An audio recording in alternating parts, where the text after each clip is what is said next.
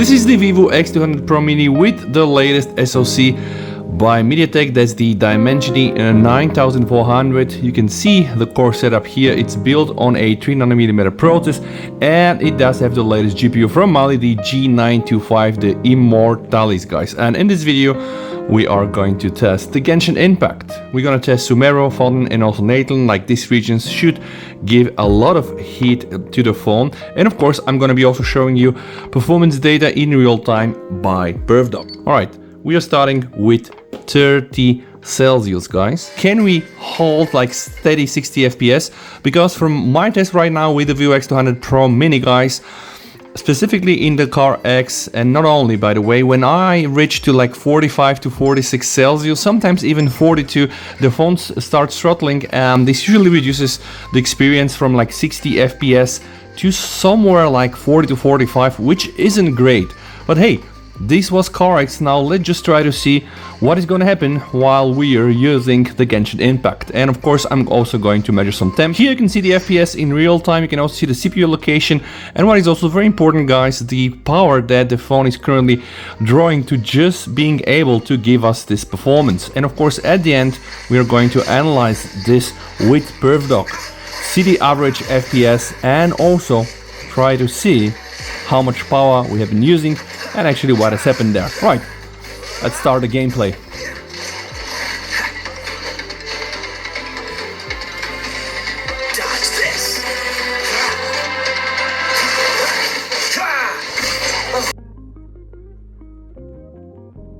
So far, 61 FPS. Oh yes, and did I tell you, by the way, I'm using the maximum settings that are available, so this is pretty much the maximum that I'm able to achieve with the phone. Now, you know, sadly no 120 FPS in Android for a reason, but so far the performance is quite stable, and I'm drawing somewhere between 5 to 6 watts, which is actually good.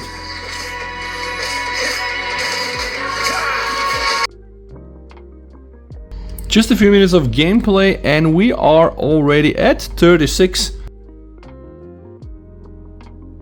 Now let's teleport in the Sumeru region and see what happens there. Alright, we are still at 60 FPS. We're still at 59 to 60 FPS, even sometimes more than 60 FPS, and we're still drawing somewhere like 3 to 6 watts, which I do believe is actually quite acceptable. Nice graphics and animation, no issues. Teleport to Fontaine right now and see what is the situation there. Oh, just a tiny bit drop. By the way, every time I am below the 60 FPS, it's either because I'm teleporting or there is a cutscene. 59, 60 FPS, and sometimes even little more than 60 watts, but you can see the performance is actually very good. I'm still in Fontaine. Let's just try to explore a bit. Yeah, no big issues. And by the way, the phone is really even not hitting so much. Now, don't judge on my gameplay, guys. I'm not really playing Genshin so much. I'm just here for the performance testing, and I want to see really what is going to happen with the FPS and the power consumption.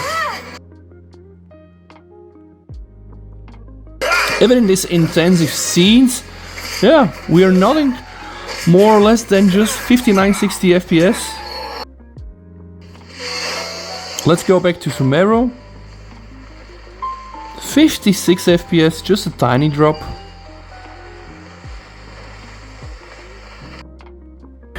I'm now recording for like 16 minutes. 37.7. I'm not even in the boost mode, so let me just click the boost mode here. I have my brightness lock, and by the way, the brightness is set to somewhere in the middle. Let's go back in Natlan. By the way, the battery temp indication from Perfdock is 36. Let's try to measure how much Celsius we have on the surface of the phone. 37.9, and I'm recording already for 20 minutes. This isn't that bad at all, guys.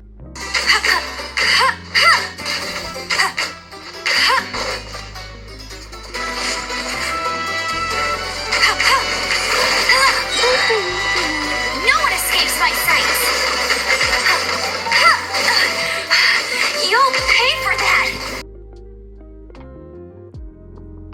38 Celsius from Perfdock on the battery. On the surface, 40.3, but still no throttling. Let's play the game and see if we're going to experience throttling when we go beyond the 42 Celsius. I would say right now for almost like half an hour it's pretty stable, absolutely playable. 39.8, 40. So we are kind of close to 43 and 43. This is when I started to experience throttling with the CarX, but maybe Genshin Impact is better optimized. And it's gonna be a different story. You know what, guys? I am going to pump up the brightness to the maximum because this will for sure bring in more watts, more hit, and I'm gonna go very quickly to 45 Celsius, and let's see then what is gonna happen.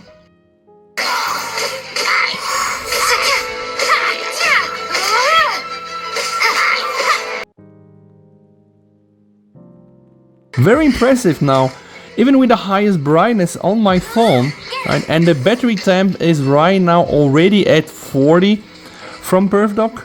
The phone is still doing 60 FPS. This is good to see. 41.1, 41.6. Alright, let's just try to keep the brightness like this. I want to see what is going to happen when we enter the 42 Celsius territory. Perfdock is now steadily reporting 40 Celsius on the battery. And remember, I am using all the brightness that the phone has. Just, I want to really make the phone throttle and see if this is going to happen when we reach to 45.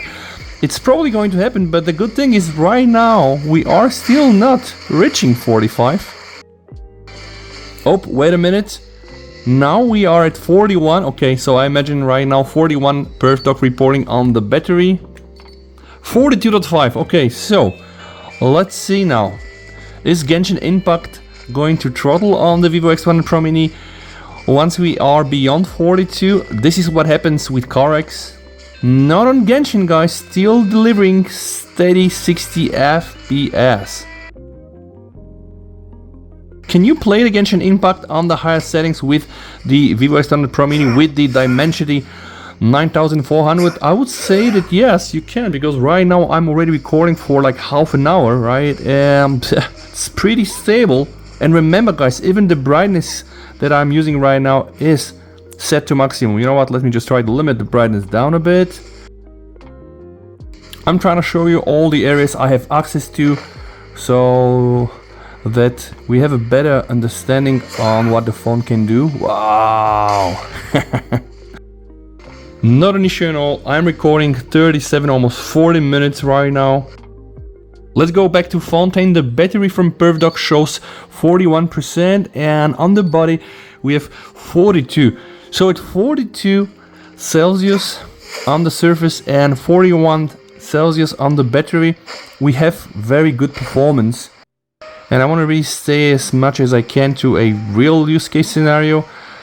So that's why I limited the brightness down to the middle, which is kind of also what the auto brightness will do. Today is not a sunny day around.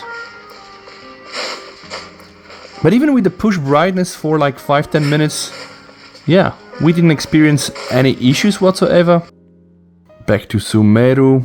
Alright, let's try to fly here. Such a beautiful game, such a beautiful graphics. Back to Sumeru, still at 60 FPS.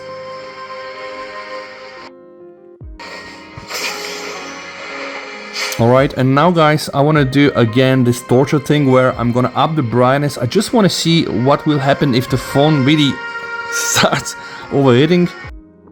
Right now the battery is already on 42, so I'd expect to get more than 42 on the surface. 42.5? 42.8, actually almost 43 Celsius. Now it's interesting to see. Yeah, maybe up to 45 we are safe and still no throttling, which is impressive from the Vivo X200 Pro Mini and of course from the MTK 9400. Right.